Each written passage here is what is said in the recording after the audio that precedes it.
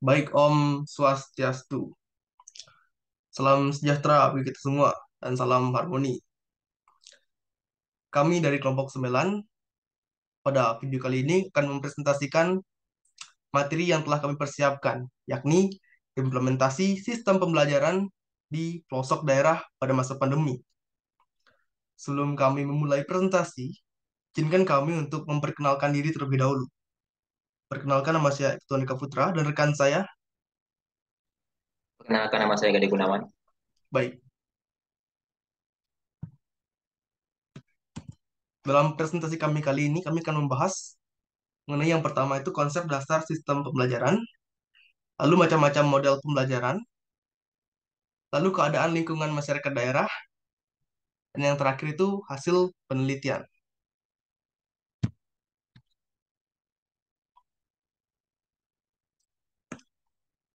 Baik, jadi secara dasar, sistem pembelajaran itu adalah kombinasi terorganisasi yang meliputi unsur-unsur manusiawi, material, fasilitas, perlengkapan, dan prosedur yang berinteraksi untuk mencapai suatu tujuan.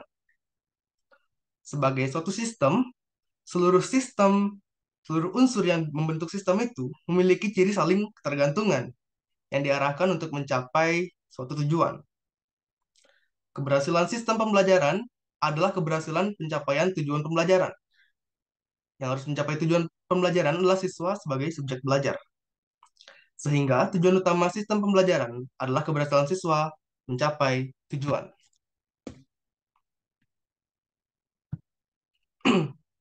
Baik, adapun macam-macam model pembelajaran. Yaitu yang pertama, model pembelajaran langsung. Model pembelajaran langsung itu merupakan model pembelajaran yang lebih berpusat pada guru. Lalu model pembelajaran kooperatif. Model pembelajaran kooperatif dikembangkan untuk mencapai setidaknya tiga tujuan penting pembelajaran, yaitu hasil belajar akademik, penerimaan terhadap keragaman, dan pengembangan keterampilan sosial. Yang ketiga itu ada model pembelajaran berdasarkan masalah. Pembelajaran berdasarkan masalah merupakan pendekatan yang efektif untuk pengajaran proses berpikir tingkat tinggi. Dan yang keempat, pembelajaran kontekstual atau CTL. Pembelajaran kontekstual adalah konsep pembelajaran yang mendorong guru untuk menghubungkan antara materi yang diajarkan dengan situasi dunia nyata. Dan model yang terakhir itu adalah model pembelajaran kuantum.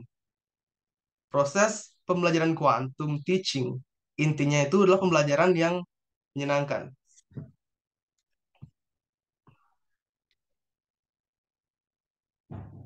Baik, ada lingkungan masyarakat daerah. Masyarakat dapat mempengaruhi perkembangan seseorang anak, baik positif maupun negatif. Itu semua karena keberadaan siswa atau anak dalam kehidupan bermasyarakat.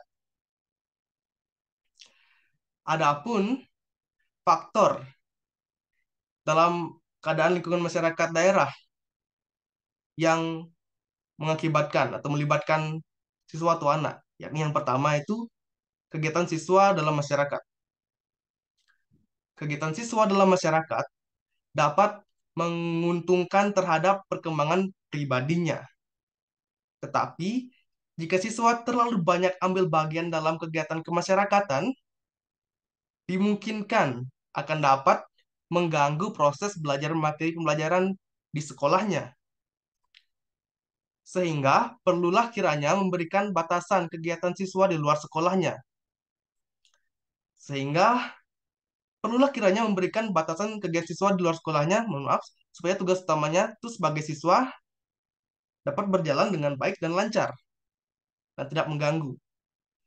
Lalu faktor yang kedua itu adalah bentuk kehidupan masyarakat. Kehidupan masyarakat di sekitar siswa juga berpengaruh terhadap pelajaran siswa, pembelajaran siswa. Masyarakat yang terdiri dari orang-orang yang, mohon maaf, tidak terpelajar, yang suka mencuri, pasti ada, mempunyai kebiasaan tidak baik, akan akan berpengaruh buruk pada anak atau siswa yang berada di situ. Anak atau siswa tertarik untuk ya ikut berbuat seperti yang dilakukan orang-orang di sekitarnya. Mereka meniru adegan tersebut. Baik, demikian dari saya dan akan diteruskan dan dilanjutkan oleh rekan saya, Gunawan. Persilahkan.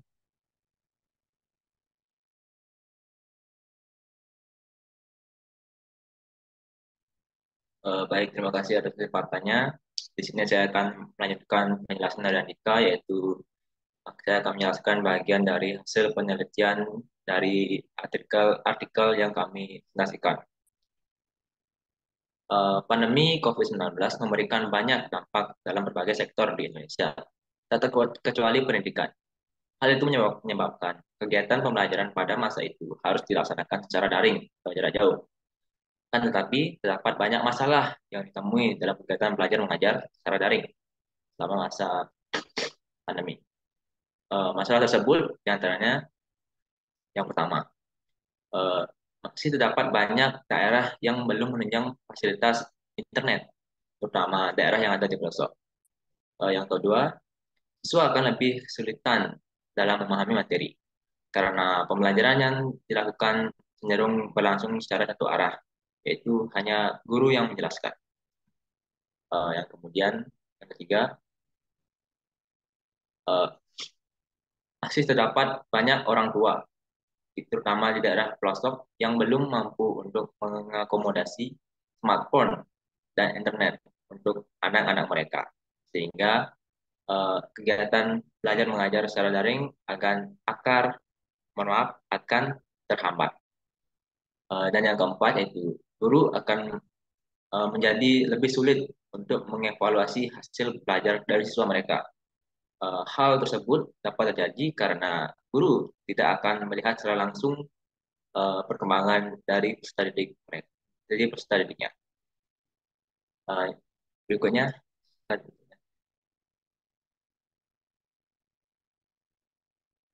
dan kemudian adapun beberapa aktivitas siswa yang akan mengindikasikan bahwa sistem pembelajaran yang diterapkan tidak sesuai dengan kebutuhan mereka. Itu diantaranya yang pertama, siswa pasif dalam pembelajaran. Yang kedua, siswa tidak mengetahui tujuan pelajaran yang ingin mereka capai. Yang ketiga, siswa tidak termotivasi dalam belajar. Dan yang keempat, yaitu cara siswa dalam menjawab dan bertanya kepada guru. Namun tentunya dengan pembelajaran yang dilaksanakan secara daring, guru tidak akan dapat mengetahui semua indikasi tersebut. Maka untuk itulah metode belajar direct learning perlu untuk diterapkan. Berikutnya.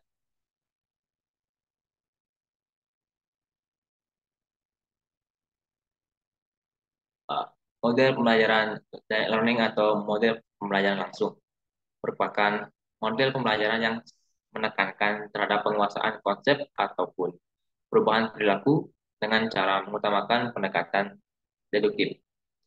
Pendekatan deduktif merupakan pemberian penjelasan tentang prinsip-prinsip isi pembelajaran, kemudian dijelaskan dalam bentuk penerapan, yaitu berupa contoh-contoh dalam situasi tertentu. Akan dan model pembelajaran langsung atau learning juga mempunyai beberapa kelebihan dan juga kelemahan. Slide berikutnya.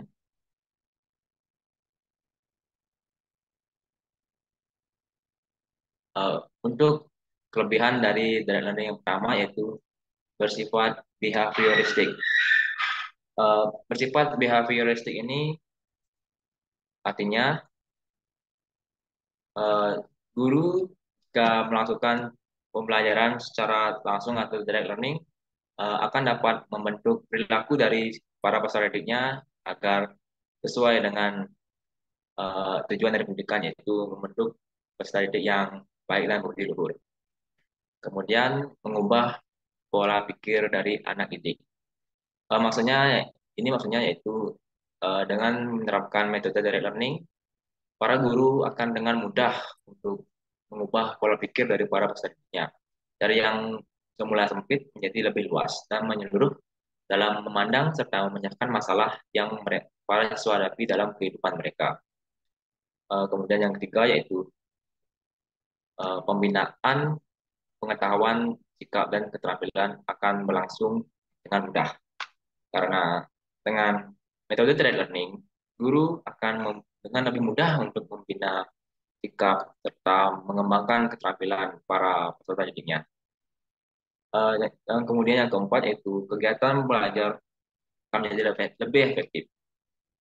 Hal ini dapat terjadi karena dengan menerapkan metode direct learning, kegiatan belajar mengajar akan berlangsung secara dua arah, yaitu antara guru dan siswa. Seperti misalnya ketika guru menjelaskan dan guru mendengarkan. Namun ketika sang murid memiliki pertanyaan atau belum mengerti, maka ia akan dapat menanyakan apa yang belum ia mengerti kepada guru, sehingga guru akan dengan mudah menjawab pertanyaan dari murid-muridnya. Dengan demikian, maka kegiatan belajar akan lebih efektif. Kemudian kemudian yang kelima yaitu guru akan dengan mudah memonitor perkembangan dari para peserta didiknya. Hal ini terjadi karena dengan metode direct learning, guru akan dapat melihat secara langsung bagaimana perkembangan dari para peserta didiknya. Tidak seperti belajar daring, maka guru akan dapat melihat secara langsung perkembangan dari para peserta didiknya. Eh, dan adapun kemudian kelemahan dari pelajaran langsung, yaitu, mohon maaf, yang pertama yaitu terkesan kaku. Artinya, sebelum menerapkan metode sebelum menerapkan kurikulum mereka ini, eh, sistem kegiatan belajar mengajar di Indonesia bisa terbilang kaku atau itu saja sih, lebih agak membosankan. Dan yang kemudian yaitu yang kedua, kegiatan belajar mengajar terkesan didominasi oleh guru. Ini memang kenyataan di mana beberapa sekolah di mana kegiatan belajarnya lebih cenderung ke teacher center atau di mana guru saja yang menjelaskan dan murid lebih banyak menyimak. Namun dengan diterapkannya kurikulum mereka belajar ini tidak menutup kemungkinan untuk mengatasi kelemahan-kelemahan dari pelajaran direct learning, dan kedepannya direct learning mungkin akan dapat lebih dikembangkan lagi seiring dengan perkembangan zaman. Untuk slide berikutnya. Dan kemudian saya akan menyimpulkan dari materi kami yaitu penerapan metode pembelajaran langsung atau direct learning dapat menjadi alternatif yang efektif untuk mengatasi segala masalah dalam pembelajaran daring. Metode ini menekankan penguasaan konsep dan perubahan perilaku melalui pendekatan deduktif yang sudah saya jelaskan tadi. Kelebihan dari metode pembelajaran langsung ini termasuk memberikan corak bagi perkembangan proses dan makna belajar bagi para siswa, mengubah pola pikir para siswa, menerapkan pengetahuan, sikap, dan keterampilan dalam kehidupan sehari-hari bagi siswa. Sekian penjelasan dari saya. Untuk sesinya saya kembalikan kepada Andika. Baik, terima kasih. Jadi berikut ini merupakan artikel yang kami pilih sebagai referensi daripada materi presentasi yang kami persiapkan. Jadi demikian presentasi kami kali ini. Terima kasih atas perhatiannya dan sampai bertemu lagi.